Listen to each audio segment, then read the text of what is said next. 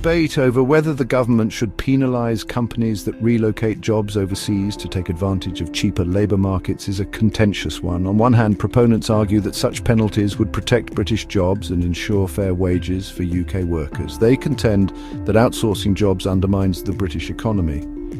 On the other hand, opponents claim that penalising companies could stifle economic growth, reduce competitiveness, and ultimately harm consumers through higher prices.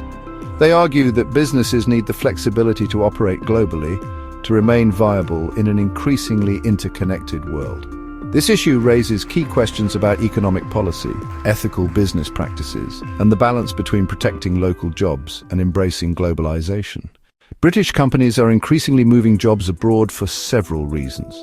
Firstly, the cost of labour in countries such as India, China and Eastern Europe is significantly lower than in the UK, allowing businesses to reduce expenses and increase profitability. Additionally, advancements in technology and communication have made it easier to manage remote teams effectively, ensuring operational efficiency is maintained. Companies also benefit from accessing a larger talent pool with diverse skill sets that may not be readily available domestically. Furthermore, economic uncertainties such as Brexit have prompted firms to seek stability by diversifying their geographic footprint. By relocating jobs overseas, British companies believe that they can remain competitive in a global market, adapt to changing economic conditions, and leverage international opportunities for growth. Nevertheless, many feel that the practice of moving jobs abroad is highly damaging to the UK economy, and that those companies who do decide to move jobs abroad should be heavily penalised. There are several arguments for allowing companies to move jobs abroad. Firstly, allowing British companies to move jobs abroad can significantly reduce operational costs due to lower labour expenses in countries such as India, China, and Eastern Europe. This cost reduction leads to increased profitability for businesses, enabling them to reinvest in innovation, research, and development. Lower operational costs can also result in more competitive pricing for consumers, ultimately benefiting the broader economy. By maintaining higher profit margins, companies can ensure their long-term sustainability and growth, which is crucial in a competitive global market.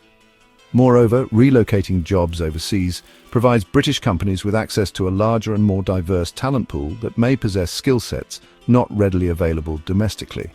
This access allows businesses to tap into specialized expertise and innovative ideas from different regions, enhancing their overall capabilities. For example, tech firms often benefit from the highly skilled workforce in countries like India. Diversifying the talent base can lead to improved product quality and service delivery, driving competitiveness on a global scale. Furthermore, technological advancements in communication and project management tools have made it easier for companies to manage remote teams effectively. This ensures that operational efficiency is maintained or even improved when jobs are moved abroad.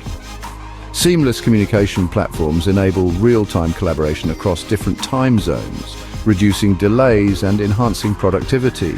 By leveraging these technologies, companies can streamline their operations while benefiting from the cost advantages of outsourcing. Another argument in favour is that in the face of economic uncertainties such as Brexit, relocating jobs abroad allows British companies to diversify their geographic footprint and achieve greater economic stability. By spreading operations across multiple regions, businesses can mitigate risks associated with local economic downturns or political instability. This strategic diversification helps protect the company's interests and ensures continuity of operations regardless of domestic challenges. It also positions firms to capitalize on growth opportunities in emerging markets. A further argument is that moving jobs abroad enables British companies to remain competitive in an increasingly interconnected global market. It allows them to adapt quickly to changing economic conditions and leverage international opportunities for expansion. Companies that operate globally are better positioned to respond to shifts in consumer demand, regulatory changes, and market trends. This flexibility is crucial for staying ahead of competitors and achieving sustainable growth. Embracing globalization through job relocation supports business viability and resilience in the long term. Nevertheless, there are several arguments against allowing British companies to move jobs abroad. The first of these arguments is that moving jobs abroad leads to significant job losses within the UK, which can result in higher unemployment rates. This not only affects the individuals who lose their jobs, but also has broader economic implications. When people are unemployed, they have less disposable income, leading to decreased consumer spending and negatively impacting local businesses. High unemployment can also strain public resources, as more individuals may require government assistance. Maintaining domestic employment is crucial for sustaining a healthy economy and ensuring that citizens have stable job opportunities. Moreover, the relocation of jobs overseas can devastate local communities that rely on specific industries for employment. When companies move operations abroad, entire towns and regions can suffer from reduced economic activity. Small businesses that depend on these larger companies may face closures due to decreased demand for their products or services. Additionally, the loss of jobs can lead to population decline as people move away in search of work, further eroding the community's economic base. Supporting local employment is essential for the vitality and sustainability of these communities. Furthermore, relocating jobs abroad can result in a loss of skilled workers within the UK. When companies move operations overseas, they often take highly trained employees with them or hire new talent in other countries. This brain drain can weaken the domestic workforce's overall skill level, making it harder for other businesses to find qualified employees locally. Keeping skilled jobs within the country helps maintain a robust workforce that can drive innovation and competitiveness across various industries. Another argument against is that outsourcing certain jobs, especially those related to critical infrastructure or sensitive information, can raise national security concerns. When jobs are moved abroad, there is a risk that proprietary technology, intellectual property, or sensitive data could be compromised. Ensuring that key industries remain within national borders helps protect against potential security threats and maintains control over vital resources and information. It is important to consider the long-term implications of outsourcing on national security. A further argument against is that companies have a corporate responsibility to contribute positively to their home country's economy and society. Moving jobs abroad primarily for cost-cutting purposes may be seen as prioritizing profits over people, raising ethical concerns about fair labor practices and corporate governance. Businesses should consider the social impact of their decisions and strive to balance profitability with their responsibility towards employees and local communities. By keeping jobs within the UK, companies demonstrate a commitment to ethical business practices and support the overall well-being of society. Where the government does feel that there is a need to intervene and to deter or penalise those who move jobs abroad, there are several measures available to it that it can deploy. Firstly, the government could introduce targeted taxes or fines for companies that move a significant portion of their workforce overseas. Such penalties would increase the financial burden associated with outsourcing, making it less attractive for businesses to relocate jobs simply to reduce labor costs. The revenue generated from these penalties could be redirected towards supporting domestic employment initiatives or retraining programs for affected workers, thereby reinforcing the government's commitment to protecting local jobs. Moreover, companies that shift jobs abroad could be made ineligible for public contracts, grants, or subsidies.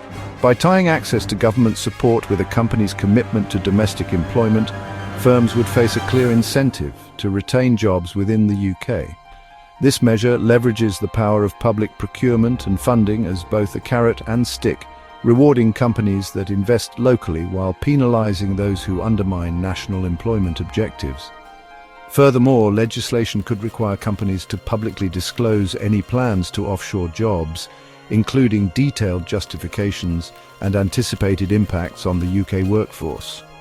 Increased transparency would subject these decisions to greater public scrutiny and potentially deter companies from relocating jobs for fear of reputational damage. Additionally, mandatory reporting would enable policymakers to better track outsourcing trends and tailor future interventions based on comprehensive data. The government could also mandate that companies provide severance packages, retraining opportunities, or job placement assistance to employees whose positions are relocated abroad. By placing legal obligations on employers to support displaced workers, this measure ensures that employees are not left without recourse when jobs are outsourced. It also increases the total cost of moving jobs overseas, encouraging companies to reconsider such decisions. Another measure available to the government is that a differentiated corporate tax structure could be created where profits generated by operations moved abroad are taxed at a higher rate than those earned domestically.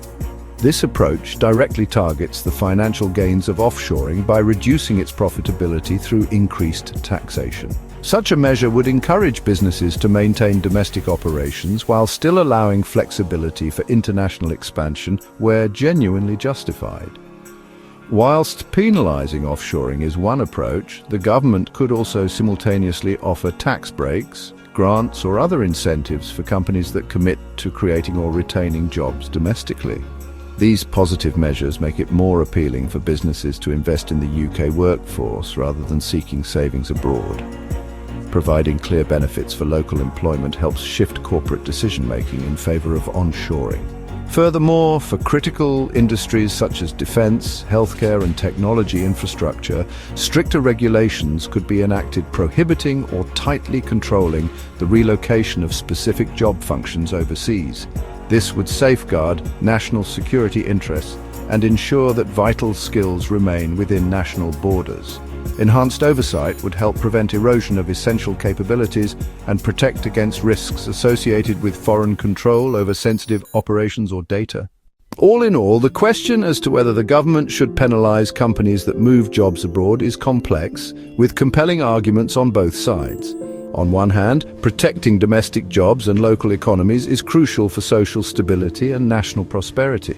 On the other, allowing businesses to operate globally supports innovation, competitiveness and adaptability in a rapidly evolving economic landscape. Ultimately, the path forward lies in finding a balanced approach, one that safeguards the interests of British workers while recognizing the realities of globalization. Thoughtful government interventions such as targeted incentives for local employment and transparent reporting requirements can encourage responsible corporate behavior without stifling growth. By fostering collaboration between policymakers, businesses and communities, it is possible to create an environment where economic resilience and social responsibility go hand in hand. The challenge will be to craft policies that ensure long-term prosperity for all stakeholders in an interconnected world.